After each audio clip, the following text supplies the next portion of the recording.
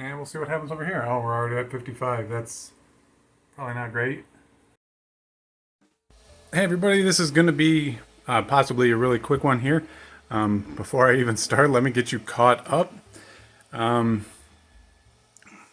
might remember the little Mac Mini here. We upgraded it. We put the, I don't remember what it was, T7000 or T9700, whatever. We put a better Core 2 Duo in there, upgraded the RAM to 4 gigabytes, put an SSD in it, and wanted to see if we couldn't use it as like kind of like a YouTube box or something like that. And well, what is on there? Lion OS X 10.5.8 or something like that. It's just not up to the task of really doing anything anymore in today's world. And I dabbled a little bit with putting Linux Mint on there and ran into a bunch of troubles. Couldn't boot from a USB, stuff like that.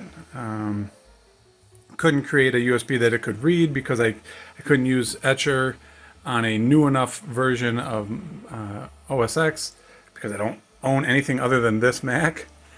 So I got things sort of going. I got a CD burnt, a DVD burnt, and we're starting the install here soon. But this little machine was getting hot. And I don't know if it's because there's no airflow in this room or what, but it was getting ridiculously hot.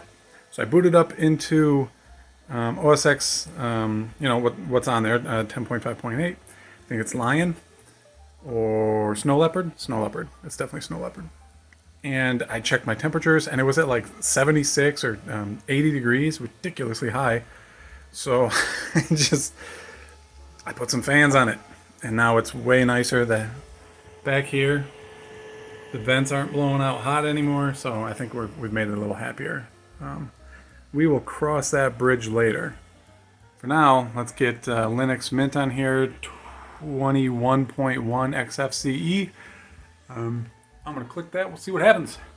Oh, and if you're wondering why there's two keyboards here, it's because when I was booting into the install media, the CD-ROM, the keyboard would just stop working. And I tried a bunch of them until I got to this generic Dell keyboard, and it allowed me to get into it. Basically what it would do, it would say select CD-ROM boot type, and there was one or two, but there was no option listed. And all the keyboards that I had, minus this one, wouldn't let me type anything. So if you kind of run into the same thing with your Mac Mini from 2006 that you're trying to put Linux Mint on,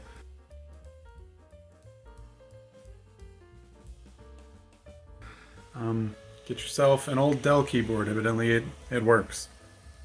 All right. And this is pretty crude, I know.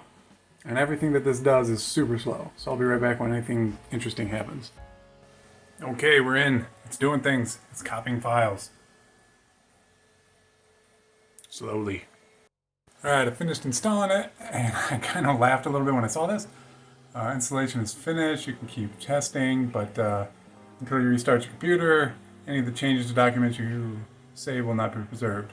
Continue testing or restart now. We're already in the thick of it. It's already installed. I might as well restart, you know? Ooh, that's kind of awful. Anyways, let's see what happens when we turn it on.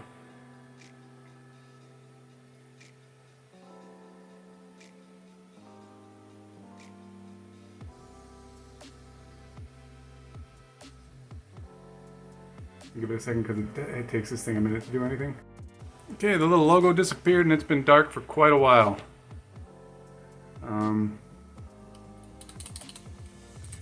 Give it another minute or so and then I'll reset it. Nothing bad happened. Came up just fine this time, and it started up quick, so that was kind of weird. So, I have never used Linux Mint before. I'm gonna mess around with it for a few minutes.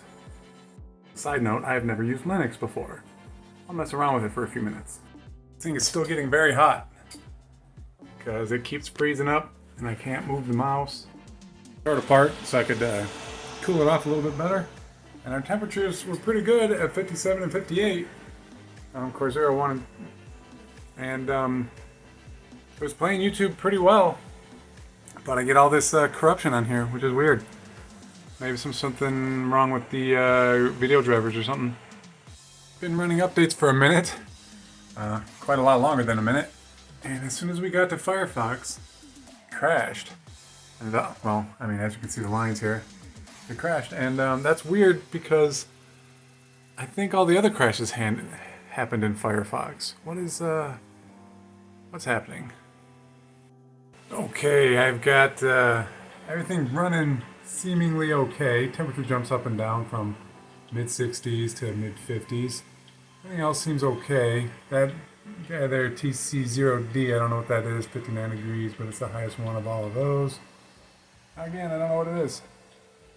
We're getting pretty good frame rate, and we're running Firefox. You know, I got through all the updates finally, so maybe there was just something wrong with Firefox.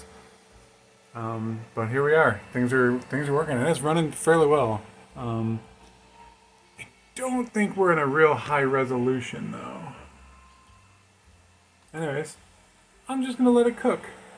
See what it does. Oh, and I got this guy going down here in case if it's a heating problem or a cooling problem. In fact, why don't we just go ahead and turn the fan off.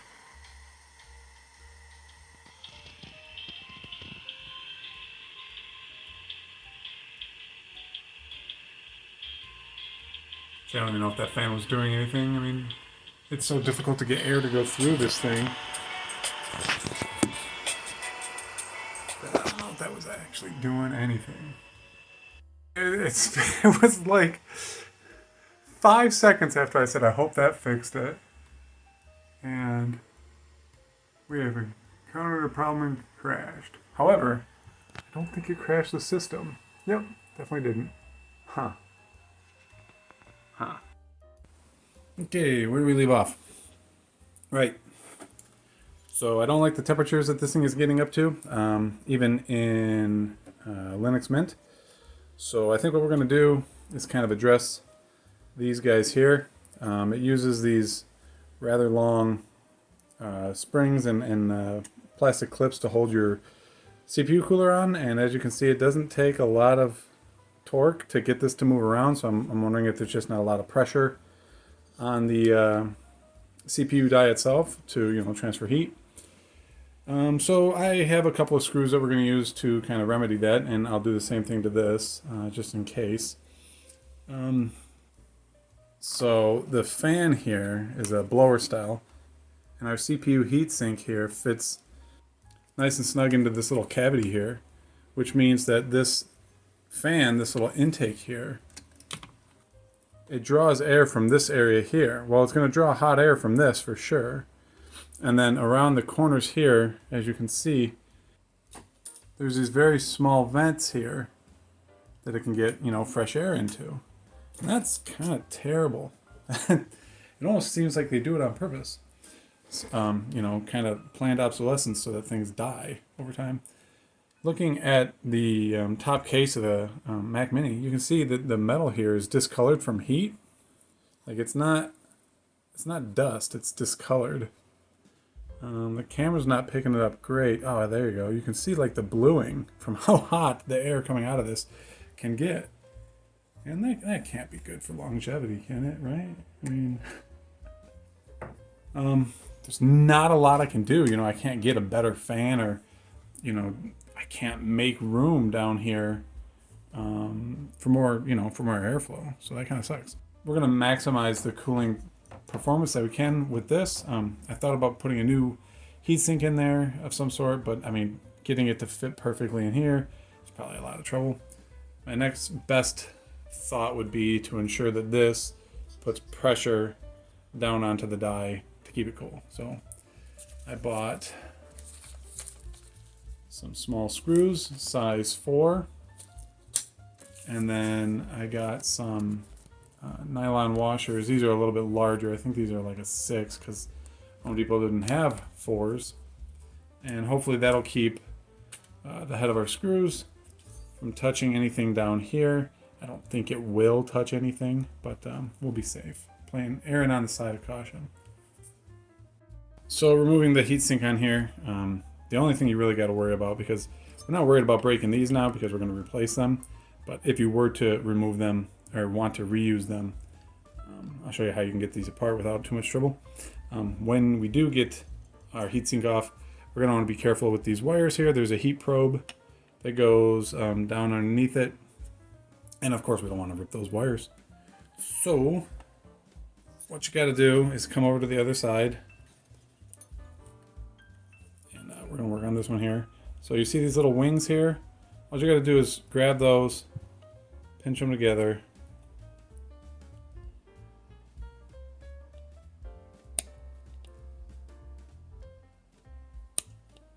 Not knock anything off the board. And sometimes, so I got one side, see.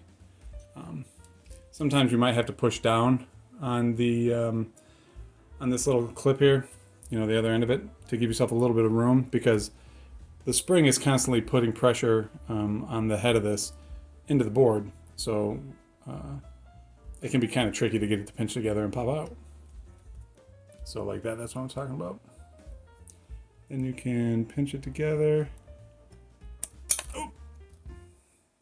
Make sure you don't drop the damn thing. And then see, it's popped up.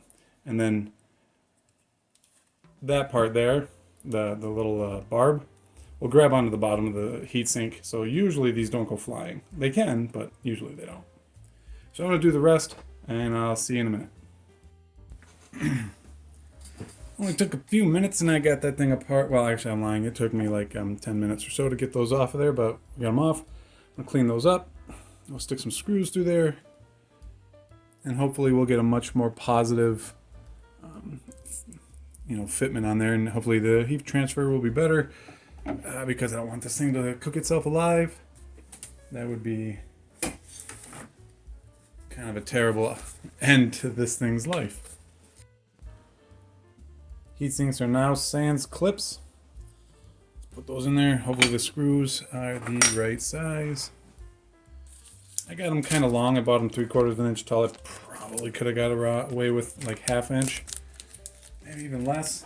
But this shouldn't be an issue because it shouldn't stick up past the top of the cooler itself.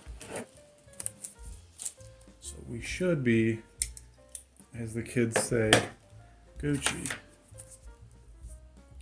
So the idea is going to be to put one of these on there, insulate the metal from the board.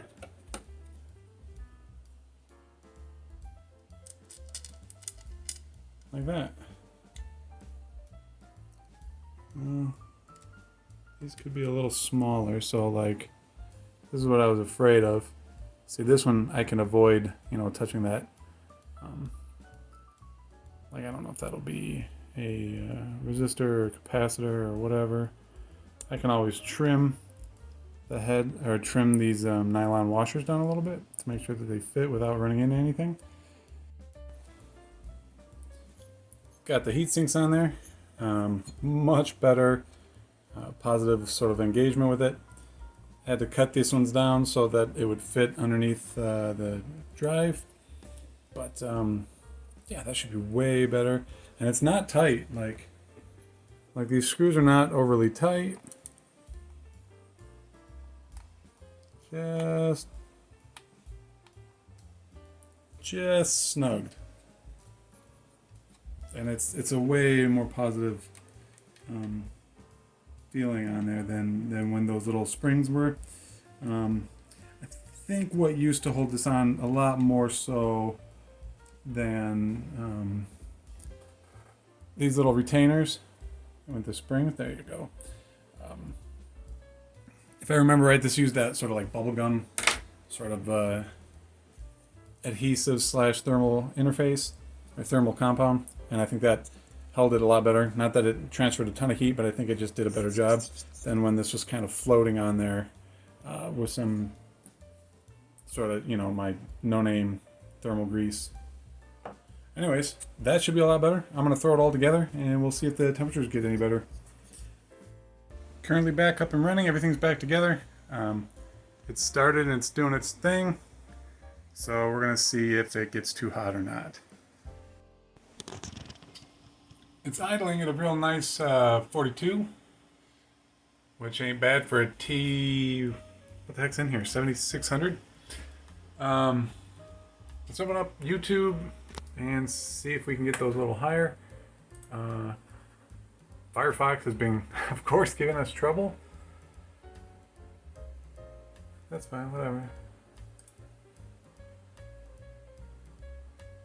And we'll see what happens over here. Oh, we're already at 55. That's probably not great. And of course, we don't even have the top on it, so that's not, again, ideal. Let's see if we get a crash. 60 is not bad. We're just gonna let it cook, see if it crashes, see if the temperatures get out of hand. So I let it play for a little while, and we got all the way up to 77, 79, which is not ideal. As soon as I closed down YouTube, our temperatures are dropping pretty quick. Well, they're dropping. So I wonder what it's gonna do if I put this on there. Everything's so tight and compact, there's just no airflow. How did people use this thing back in the day, or did they just blow up? Okay, well, unfortunately, I had flipped this over and seeing if we could get, more cool air into it, and, well, I was messing around on YouTube, and temperatures reached over 80, and then the screen got corrupted, and so I turned it off, and it is physically warm, like to the touch. This is, it's kind of sad, actually.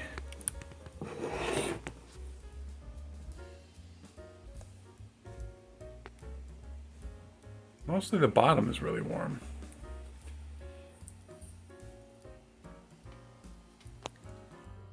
Alright, well that's going to have to do it for this one. It's kind of a shame that I can't get it to run any cooler. And that's leading to problems for using it for what I kind of wanted to use it for. And that's kind of just like a YouTube box. Leave it hooked up to the TV and probably leave it running the whole time.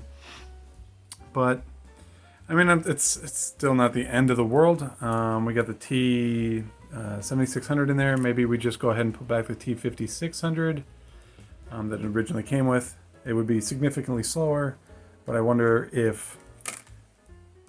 Focus? There we go. But I wonder if it still would be enough to play YouTube at like 480 or 720. Who knows?